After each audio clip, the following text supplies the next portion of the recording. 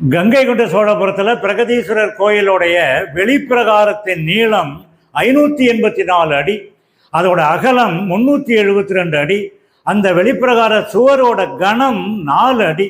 இப்போ வெளிப்பிரகாரத்துல தெற்கு பக்கமா இருக்கக்கூடிய படிகள் வழியா நம்ம மேலே ஏறி போறோம். வடக்கு பக்கமும் அதே மாதிரி படிகள் இருக்கு, அப்படியேவும் ஏறி மேலே வரலாம்.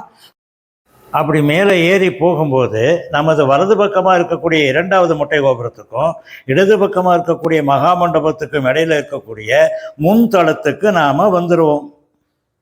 வந்து 2 பக்கமும் உள்ள துவாரபாலகர்களை வணங்கிட்டு, இதை பாருங்க, 12 அடிக்கு மேலே பிரம்மாண்டமாக இடது கை பக்கம் ஒரு துவாரபாலகர், அப்படியே ஒரு சின்ன விநாயகர், அதுக்கப்புறம் வலது கை பக்கம் அதே மாதிரி இன்னொரு துவாரபாலகர், 2 பேரையும் பயபக்தியோட 2 கையெடுத்து கும்பிட்டுட்டு வணங்கி விட்டு அப்படியே நம்ம வலது பக்கம் திரும்பினோம்னா நந்தீஸ்வரர் இருக்கிறார். ஒரு சகோதரி அந்த நந்தீஸ்வரர் காதில் போய் ஏதோ தன்னுடைய பிரார்த்தனையை சொல்கிறாங்க, வேண்டுகோளை விடுக்கிறாங்க. ஒரு விஷயம் நல்லா தெரிஞ்சுக்கங்க, சிவபெருமானுடைய அம்சம் நந்தீஸ்வரர்.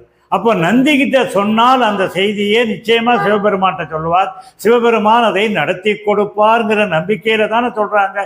இந்த நம்பிக்கை அவங்களுக்கு மட்டுமில்லை, நமக்கும் வேணும். இந்த நம்பிக்கையோட நாமும் நந்தீஸ்வரரை வணங்கிட்டு பெருவுடையாரை வணங்கிறதுக்காக மகாமண்டபத்துக்குள்ளார சென்று வணங்குவோம். வாங்க.